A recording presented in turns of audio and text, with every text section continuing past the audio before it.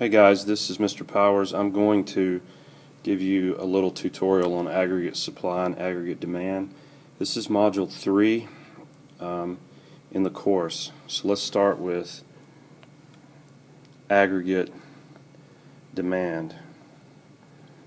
Let's go back to the first the first supply and demand that we looked at. So let's say this is an apple. The demand curve, remember, is down sloping, and what that means is the higher the price of an apple, the lower the quantity demanded of that apple. So you move along the curve when price changes. Okay? Now with aggregate demand, it's the same concept, but we're going to take it to a macro level. So instead of the price of one product, we're going to look at what's called the price level. This is the price index that gauges the it tracks prices throughout the country of everything all at once. So it's basically a price index. Down here, instead of just the quantity of one thing, it's going to be a quantity of all things, all products and services all at once. So it's real GDP. The curve still slopes down, but the reasons this slopes down are different than the reasons that slopes down. The reasons this slopes down, in other words, the reason the higher the price, the less quantity people demand, is because of two things. One's called the income effect, and all that says is the higher the price, the less you can buy with your income. So that's why people buy less. And the other factor is the concept diminishing marginal utility, which means the more I buy, let's go with an apple. Let's say I can eat 2 apples at a time, and that's all I can eat at one sitting. The only way to get me to buy the 3rd, 4th, 5th, and so forth apple is to lower the price. So when the price lowers for something, people buy more of it, both because they can afford more of it and they're going to get more satisfaction out of it. The reasons over here are different. But let's look at the curve. When the price level rises from here to here, the same thing happens. The economy buys less real GDP, and vice versa. When price level drops, everything's cheaper. You move down the curve and they buy more real GDP. The reasons for this, the first one's called the wealth effect. I can't finish the screen out, sorry. It's also called the real balances effect. And what that means is people have wealth. Let's say you have a pile of gold in your basement. The pile of gold in the basement is not income. Income is different than wealth. Income is like a stream that constantly pours into your bank account. It usually comes from your paycheck. It's dynamic. It's constantly flowing in. Wealth is static, which means it just sits there. Now, it can gain value and lose value. But what happens, you can also have a savings account. You can also have stocks and bonds. And they're just sitting there. But here's what happens. When the price level rises, sometimes people will cash in their savings or cash in their stocks and bonds so they can help pay for things. But if they cash in their savings or get the cash out, they can't buy as much as they could have because the price level is eating into the value of their savings. The purchasing power of their savings diminishes. So when the price level goes up, people buy less. That's one reason the curve is sloped that way. The second reason is called the interest rate effect. And what that means is And look, it's always vice versa. I always use the example of the price level going up, but it's the opposite when the price level drops. What I'm referring to here is when the price level goes up, you need more money to buy the same stuff. So the demand for money goes up. People start emptying their bank accounts and taking out more loans. When the demand for money goes up,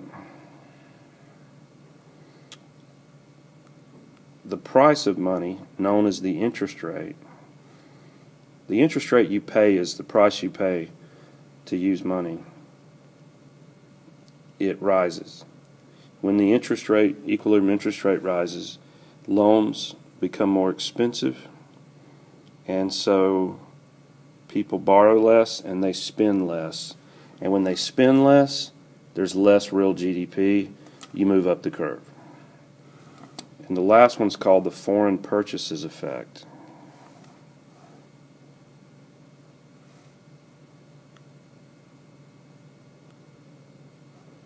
Let me get rid of some of this.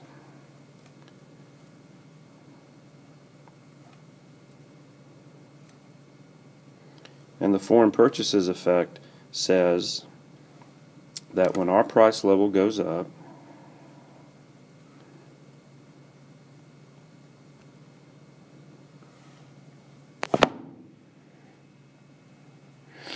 the reason we buy less real GDP or demand less real GDP and move up the curve is because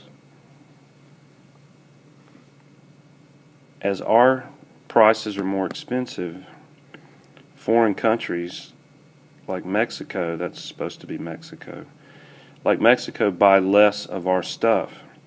When they buy less of our stuff, our exports drop.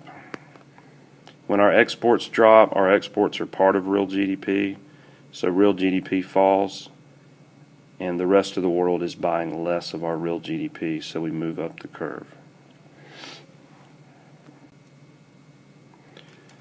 Okay, well, let's talk about aggregate demand and aggregate supply. Aggregate demand is just the sum of the four groups that make up GDP. If any one of these groups increases their spending for reasons other than the price level, the curve will shift to the right. Aggregate demand will increase. So if consumers find their wealth is worth more for reasons other than the price level, they will spend more and the curve will shift. If the real interest rate drops and businesses find it easier to borrow money for investment projects, investment will go up, curve will shift. If government decides to spend more money, like through the federal budget, they may increase government spending on roads and bridges and hiring more policemen and things like that, aggregate demand will increase, and if our net exports increase, the curve will increase. If any of these things drop, the curve will fall. Now, remember the multiplier. The MPC is the change in consumption divided by the change in disposable income. This is the delta symbol that means change. So if every time the nation gets $100 new,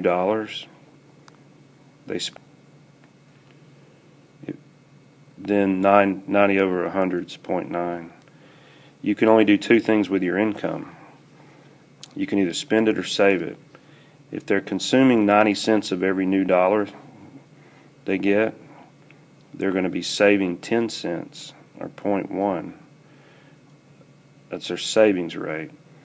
The multiplier comes in because every time the economy spends 90 cents of every dollar, somebody else earns that as income. So one person's spending is another person's income. When the second person gets that 90 cents they're going to spend 90% of the 90 cents. That's going to be income for the third person. And it's going to keep going till you get to zero. What that means is if you take the reverse of the MPC, which is the MPS, that's what everybody's holding back and not spending. So the reciprocal of that is going to be your multiplier. So 1 over 0.1 equals 10. That means the multiplier is 10. So what that means is if any of these go up, if any of these things go up, let's say there's businesses invest a new $10 billion. You multiply that by the multiplier, and you get $100 billion increase in equilibrium real GDP. When you looked at aggregate expenditures, you saw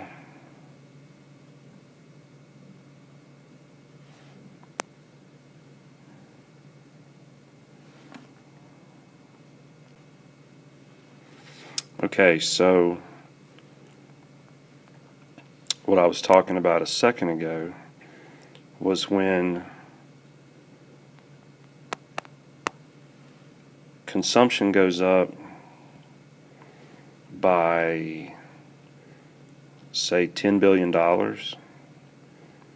the aggregate demand curve will increase by $10 billion.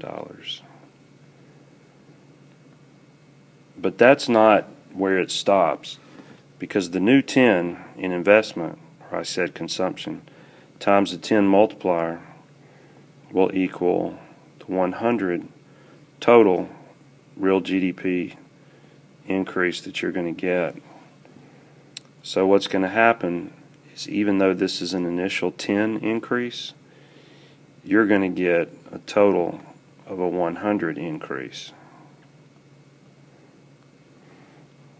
Right. Now let's put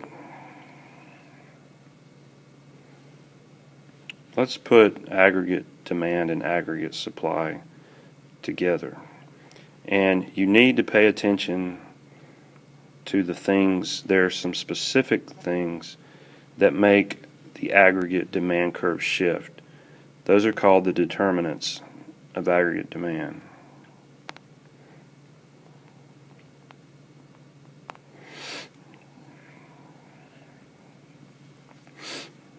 So putting aggregate demand with aggregate supply now. And remember, aggregate supply slopes up just like regular supply. That means the higher the price level, the more businesses want to supply, because they're going to make more money, more profit, charging higher prices. This is your equilibrium price level and your equilibrium real GDP. When aggregate demand increases, it's just like the original demand.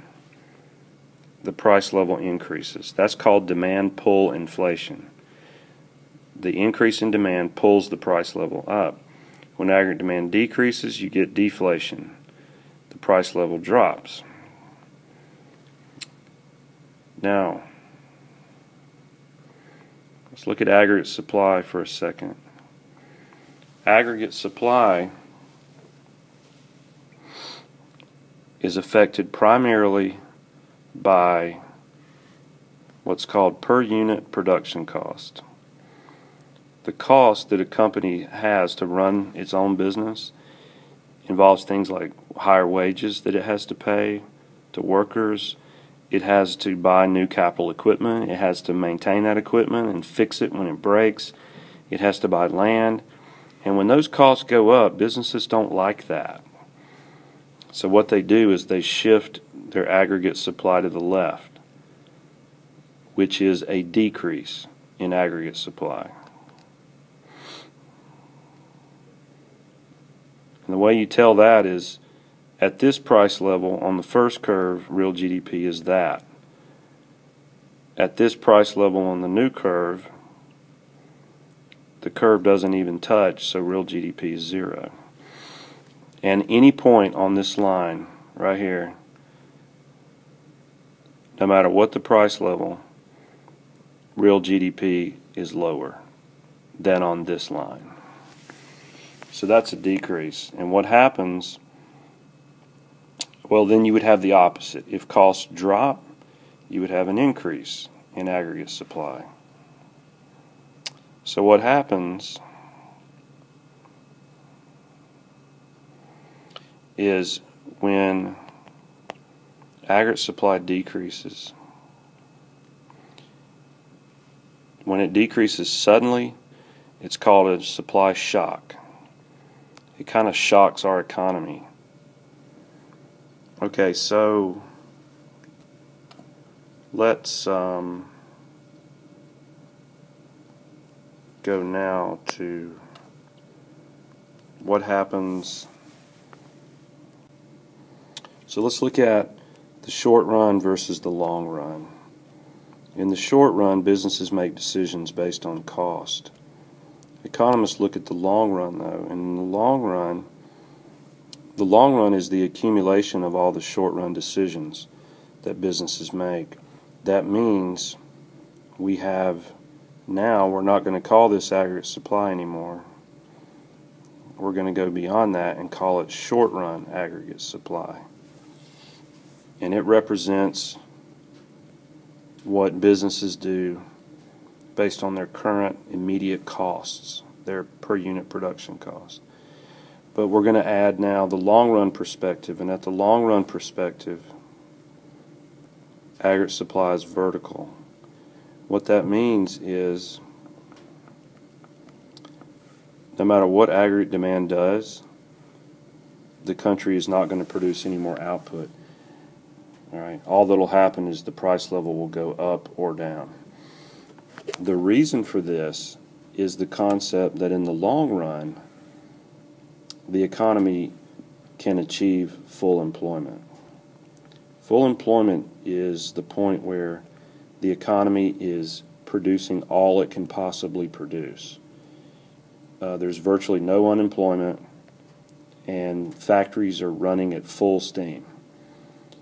So if the country continues to spend beyond that point, it's not going to matter. If aggregate demand continues to go up, the country continues to want more things and spend more, the country's already producing all it can produce, so all that'll happen is you'll get inflation. The price level will go up. Now let's put these three things together. You got long run aggregate supply. Let's say you have aggregate demand here, and you have short run aggregate supply here. Here's your equilibrium, real GDP right here. Your equilibrium output, here's the price level. What will happen now is, let's say there's a boom in the stock market.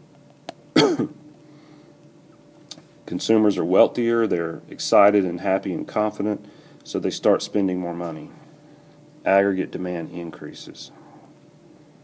When aggregate demand increases, the multiplier effect kicks in, and the new equilibrium now between the short and run and aggregate demand, it lines up with the long run now.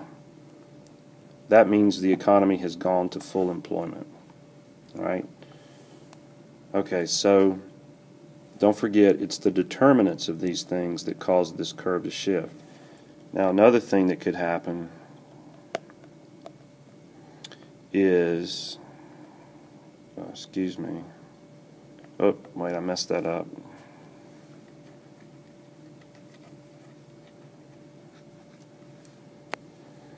Another thing that could happen would be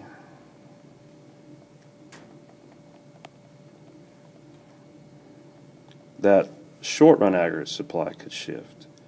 Let's say suddenly workers get an increase in their wages. Boo for businesses. They don't like that. So they're going to reduce their aggregate supply, and real GDP is going to fall even further back than it was already below full employment. And here's the goal of government and our whole economy. The goal of our whole economy is to have this.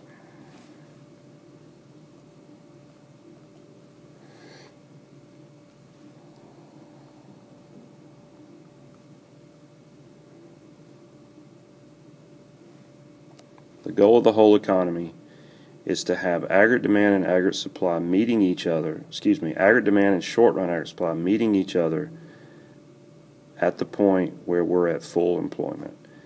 All that means is the economy is producing all it can produce, which means everybody who wants a job is working,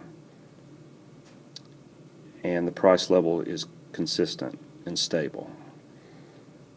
That's the ultimate goal of macroeconomics. I hope this helps, guys. Please email me if you continue to have questions, and maybe you can give me some specific questions.